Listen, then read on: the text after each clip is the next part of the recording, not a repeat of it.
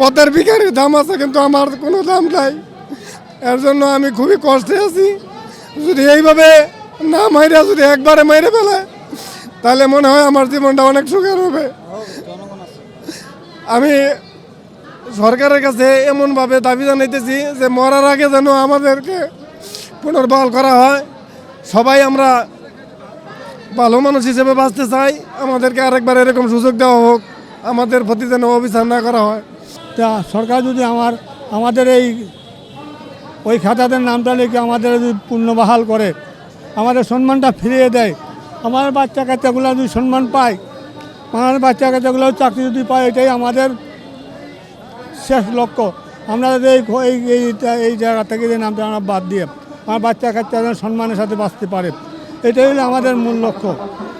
সারা বাংলাদেশ থেকে যে সমস্ত বিডিআররা আসছে, আমাদের মূল দাবি হলো 2-এর উমো নাম্বার বাতিল করা। এখন আসেন 2-এর উমো ধারা কি?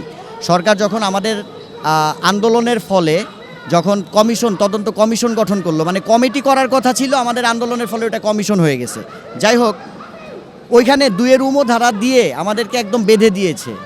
কারণ 2-এর উমো ধারাটা কি? 2-এর উমো ধারা হলো যে পূর্বের যে সমস্ত মামলা ছিল সেগুলোকে অক্ষুণ্ণ রেখে নতুন করে বিগত সরকারের যারা জড়িত ছিল এটার সাথে, এই জড়িতদেরকে এই কমিশন বিচার করতে পারবে, এই তদন্ত করতে পারবে।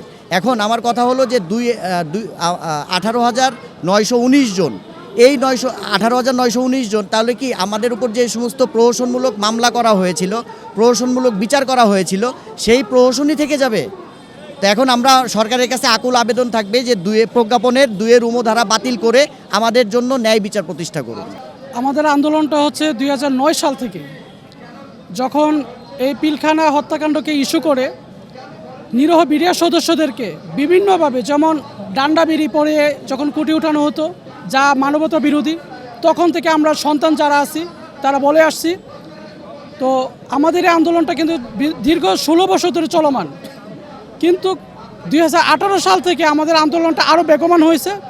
2024 সালের এই ছাত্র জনতার গণঅভ্যুত্থানের পরে আমাদের সরকার যখন প্রতিষ্ঠিত হয়েছে, আমরা তখন থেকে এই আমাদের যে গণদাবি, প্রথম দাবি হচ্ছে বাংলাদেশ রাইফেলসকে পুনঃস্থাপন করা, দ্বিতীয় দাবি হচ্ছে যারা নিরীহ বিডিআর সদস্য চাকরিচ্যুত অবস্থায় আছে তাদেরকে চাকরিতে পূর্ণবহালের ব্যবস্থা করা, এবং স্বাধীন যে তদন্ত কমিশন হওয়ার কথা, আমরা যার জন্য আন্দোলন করেছি, বিভিন্ন মিছিল মিটিং করেছি, স্বাধীনভাবে যেন স্বাধীন কমিশন কাজ করতে পারে, সেক্ষেত্রে আমাদের এটা চলমান থাকবে। কারণ হচ্ছে যদি স্বাধীন না হয়, তাহলে আমরা এই ধরনের নিরপেক্ষ স্বাধীন তদন্ত যদি না করতে পারে, তাহলে প্রকৃত দোষীদেরকে খুঁজে বাই করা যাবে না।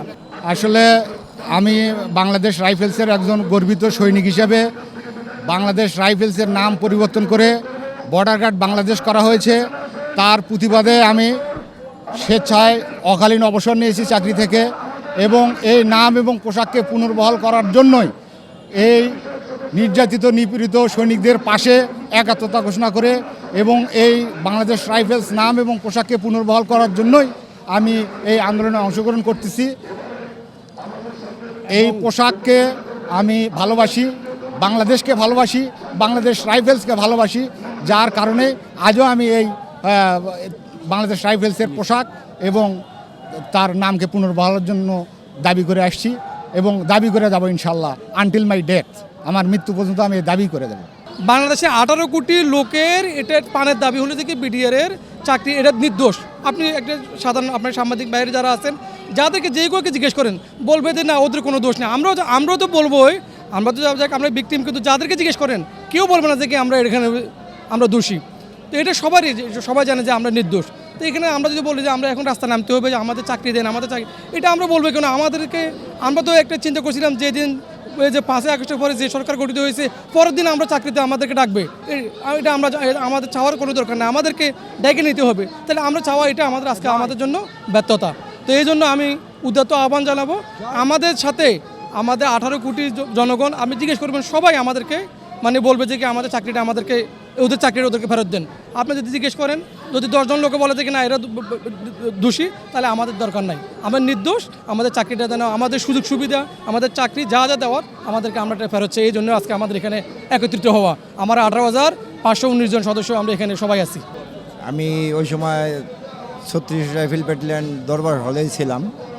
ওখান থেকে মনে করেন যখনই হওয়ার পরে আমি বাইরে চলে আসি। আসার পরে আমাদের যখন ওই পরবর্তীতে জয়েন করার কথা বললো তখন আমরা যাওয়ার পরে 2012 সালে মানে ওই পিলখানার ঘটনার কারণে চাকরি থেকে করে দেয়, বেঁধে দেয়। এখন খুব কষ্টে আছি এটাই। কারণ আমার চাওয়া আমাদের চাকরি পুনরায় বহাল করা হোক, কারণ আমাদের তো কোনো অপরাধ নাই।